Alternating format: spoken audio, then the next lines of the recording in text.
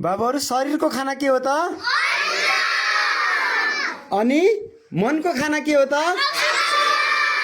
अनि अक्सिजन कसरी प्राप्त हुन्छ? वाह, प्राणायाम गरेर हैन? अनि त्यसपछि मनको शान्तिको लागि के गर्नुपर्छ?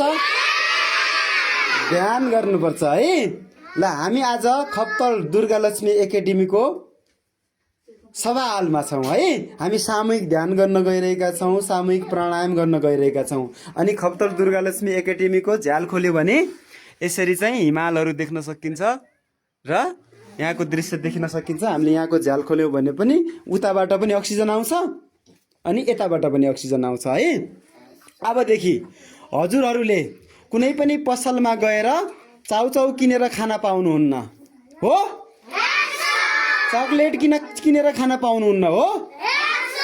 आजदेखि म हजुरहरूलाई अर्ग्यानिक चिज वस्तुहरू मात्रै खुवाउँछु है। जस्तै म काजु खुवाउँछु यहाँहरूलाई।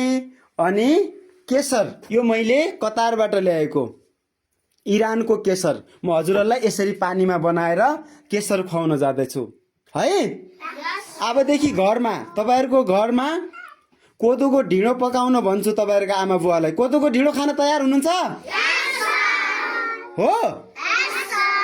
तपाईँहरू चाउचाउ छोड्न तयार हुनुहुन्छ? अनि बिस्कुट छोड्न तयार हुनुहुन्छ? हजुरहरू असल बन्न तयार हुनुहुन्छ? हजुरहरू ज्ञानी बन्न तयार हुनुहुन्छ? हजुरहरू भविष्यमा इन्जिनियर बन्न तयार हुनुहुन्छ? अनि हजुरहरू भविष्यमा पाइलट बन्न तयार हुनुहुन्छ? हजुरहरू भविष्यमा डाक्टर बन्न तयार हुनुहुन्छ? हजुरहरू भविष्यमा शिक्षक बन्न तयार हुनुहुन्छ? वाह, हजुरहरू भविष्यमा वैज्ञानिक बन्न तयार हुनुहुन्छ? त्यसको लागि आजैदेखि नै हजुरहरूले आफ्नो भोजनमा अर्ग्यानिक, जुन भोजनले हजुरहरूलाई स्वस्थ बनाउँछ त्यो भोजन मात्रै खानुपर्छ हस्। आजबाट हजुरहरूले यसरी तामाको भाँडामा मात्रै हामी हजुरहरूलाई पानी पिलाउँछौँ हस्। त्यो रबरको ग्यालनमा अबदेखि हजुरहरूले पानी पिउनु हुने छैन। तपाईँहरू तयार हो? ल धन्यवाद। आजबाट हामी अर्ग्यानिक शुद्ध खाना खाने अनि सरसफाइमा हामीले चाहिँ विशेष गरेर ध्यान दिनेछौँ हस्। ल आजबाट हाम्रो सङ्कल्प रहनेछ म अर्ग्यानिक मात्रै खाना खान्छु। भन्नुहोस् त एकचोटि, म अर्ग्यानिक मात्रै खाना खान्छु भन्नु त। म तामाको भाँडामा मात्रै पानी पिउँछु। म हरेक बिहान उठेर भगवानको प्रार्थना गर्छु। म हरेक बिहान उठेर मेरो आमा बुवाको सेवा गर्छु।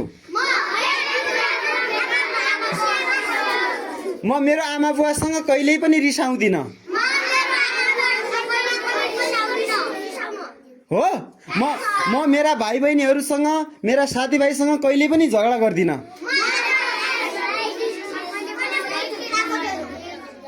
म मेरा टिचरहरूलाई सधैँ सम्मान गर्छु। म अनुशासित व्यक्ति बन्छु। म व्यावहारिक ज्ञान सिक्छु हो। म सबैलाई सम्मान गर्छु। म आजदेखि जसलाई भेटे पनि म नमस्कार गर्छु। ल थ्याङ्क यू हस्। ल ताली बजाउँ त एकचोटि सबैले। वाह, ल म प्रत्येक क्लासमा सबैलाई आज सेफ्रोन खुवाउँछु अनि कोकोजी खुवाउँछु। यो अति धेरै हर्बल, यो चाहिँ जडीबुटीको राजाबाट बनेको, ज्ञानोडर्माबाट बनेको, तपाईँहरूलाई हर्लेक्स जस्तै एकदम मिठो हुन्छ। अब चकलेटको ठाउँमा यो खुवाउँछु हस्। ल रे हाँसौँ त एकचोटि, खै सबैजना हाँसौँ त, खै मिठो हाँसौँ त, मिठो हाँसौँ सबैजना।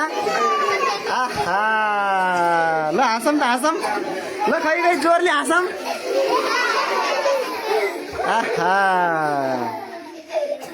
ल हरिओम भनौँ त। हरिओम तत्सत। जसले हाम्रो दुःखलाई हरण गर्छ उसैको नाम हरि। हाम्रो स्कुल भनेको हाम्रो दुःखलाई हरण गर्ने, हाम्रो सुख निर्माण गर्ने ठाउँ होस्।